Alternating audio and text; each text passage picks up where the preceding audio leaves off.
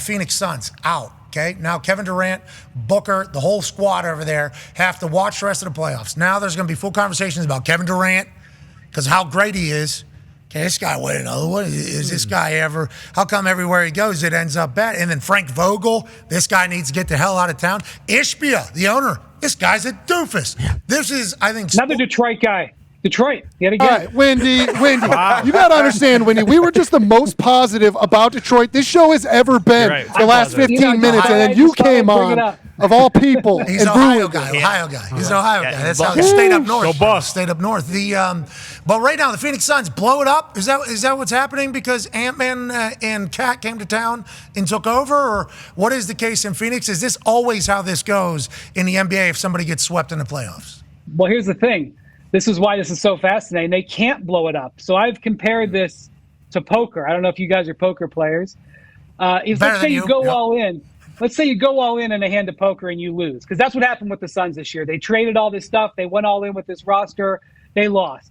Well, here's your options when you go all in and lose. You either buy back in or you come back and play another day, the next event. But with where the Suns are, with what they traded for Durant and Bradley Beal, and with what the rules are, because the rules have really clamped down on teams being able to with star players being able to change their team. This would be going all in with a bad hand and then not being able to buy back in. And when you came back, you had to play the same hand. And everybody knew it. Yeah. Yes, because here's the thing. Like you can say, oh, yeah, we're going to do this and this and this. They functionally can only trade 3 players on their team. Seriously. They can only trade Kevin Durant. Well, he's a Hall of Famer. I'm not sure you want to trade him. Devin Booker, who's your franchise player, and Yusef Nurkic. That's it. And when I say that's the only thing they can trade, I'm not messing around. They're not allowed to trade Bradley Beal because he's got a no-trade clause. The 2 other sort of supporting players, Grayson Allen and Royce O'Neal, are both free agents. Grayson just signed a contract extension. He's not allowed to be traded, and Royce O'Neal's a free agent. That's it. Other than that, it's like guys making $2 million.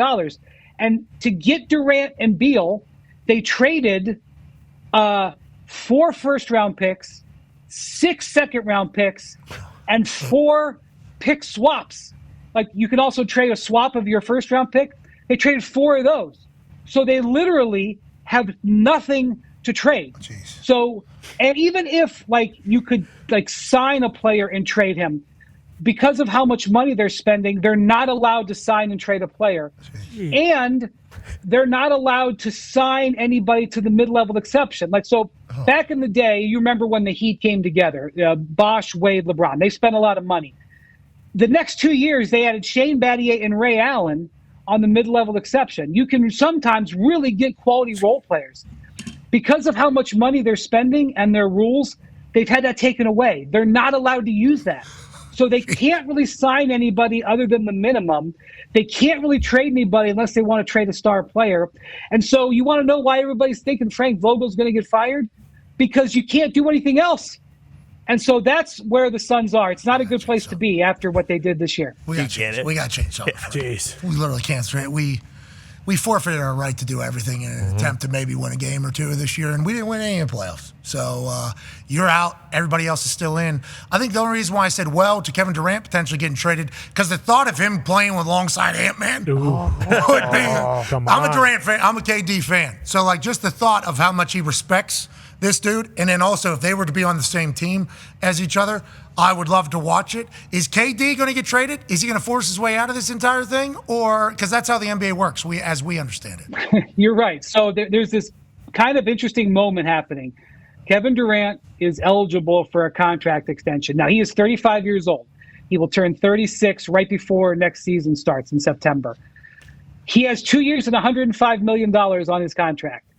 But because he is eligible for a contract extension, it creates a natural moment for Durant and the team to basically make a comment on each other.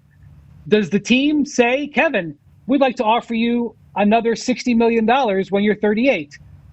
Maybe not. But what if they don't? And then what does Durant say? What if they come to him and say, Kevin, would you like to sign and stay here in Phoenix for the end of your career? What if he doesn't? Man, so that's not something that can be hashed out until July. But that's one of those things. Like, you're already wondering what they're going to do. If he does an extension, it sort of settles things down. Whether it's smart or not, it's a different conversation. If he doesn't do an extension, or it becomes clear in June that he doesn't want to, or the Suns don't want to, then you have possible kindling for something to happen. So we'll let this water calm a little bit, but there's a coming thing with Durant that's going to be, really revealing about how these two sides feel about each other. And we will keep our eyes out for any concerts he goes to. If Mark Cuban's at a concert, Yep. Or Ballmer is at a concert, or any other owners that we know are there, because there might be some backroom negotiating going on. That's right. Because remember, that is these days in the NBA, they do it in the front room. Oh. They don't even care about the back room most of the time. Going to get caught up when you do that. Good luck. Going to get caught up when you do that. Careful. Stuff. Connor's got a question for you. Yeah, Wendy, another pillar player of that generation, LeBron James. Obviously, the Lakers didn't get swept, but by all accounts, people are expecting the Nuggets to kind of close it out tonight 4-1. Is there a chance that this is a similar situation, not money-wise, but player-wise, where LeBron might think about going somewhere else after losing to the same team, 2 years in a row? And is there any chance that he says, you know what, hey, I am the greatest player of all time. There's a kid in San Antonio who's 19 that could probably use some advice perhaps going forward in his 20-year career that we all expect Wemby to have. Is there any way that happens, or do you think LeBron probably runs it back with the Lakers and then next year loses maybe 4-2 to the Nuggets? Well, you opened up a can of something there, Connor, with Wembanyama. Let's just set that aside for right now. Well, the questions you're asking are the questions that the reporters in Denver, if the Lakers lose tonight, will ask LeBron. Because if you remember last year when they lost to the Nuggets, he basically walked out of Staples Center and left the door open for retiring. He was in that mindset. Now, he I think pretty quickly walked it back. But you're going to have to check in with him. Based on my conversations and my feel, I don't think he's going to retire. I do think he's going to play at least one more season. He has a contract decision. He has an option in his contract. And what he does will be somewhat interesting. I really don't see him leaving. I don't see him playing anywhere other than LA for a number of different reasons. And no matter what you think about this Lakers team, and no matter what you think about LeBron, the Lakers need LeBron. There will be a day where they have another star because they've always had another star. But right now, LeBron is the signature star of the Lakers. He's not their best player. That's Anthony Davis. But LeBron is the signature star for the Lakers, and I think that they're going to stay together. But LeBron, I do think, will opt out, and I think he's going to opt out for two reasons.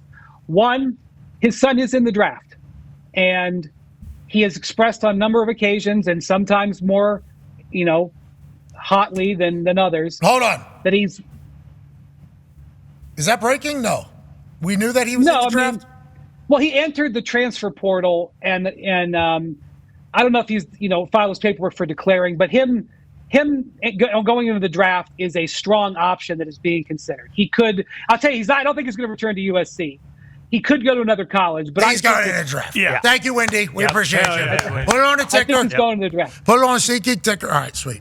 Appreciate that. So number one, the draft is like June 27th or 28th, whatever it is, and the free agency starts July 1st. So LeBron having his free agency open during the draft could be beneficial. The second reason is that LeBron does not have a no-trade clause in his contract. And if he picks up an option in the deal, he can't get a no-trade clause. And at the trade deadline this year, there were conversations between the Warriors and the Lakers about him. Now, I wouldn't think that the Lakers would ever trade him, and certainly that they would never trade him without his consent. But why not get a no-trade clause if you can get it? And you can't get it without opting out. So for those two reasons, he's going to opt out. But before we move on, let me say something about Wembanyama. Yep. Some star player, I predict, is going to look at what's going on in San Antonio and say, I want to be there. Go put me next to that guy. I don't know who it's going to be, but somebody is going to get – it's probably not going to be a guy who's a number one on his team now.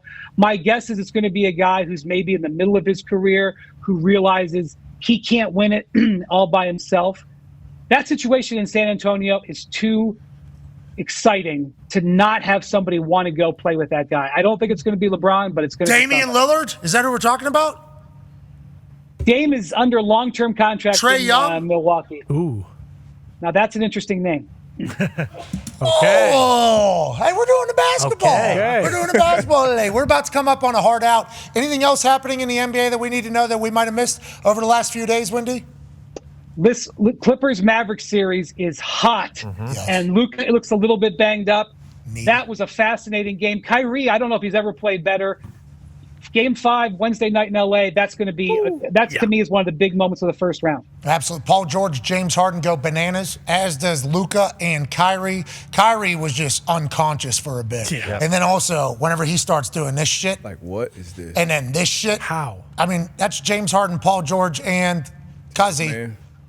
That's one of the most amazing baskets I've ever seen. Yeah, and that's Seriously. just a number of them that he's had this year. Remember, he had the running left-handed baby hook to win the Was game it? or whatever after like just a couple. Over Jokic. Most skilled. Yeah, he is he's very phenomenal. talented. The NBA playoffs have been great basketball. It's been fun to watch. The Knicks, Jalen Brunson doing magical stuff. I mean, the Celtics obviously doing their thing. We're in for a good one. We appreciate you, ladies and gentlemen. Absolutely. Take care, Brian guys.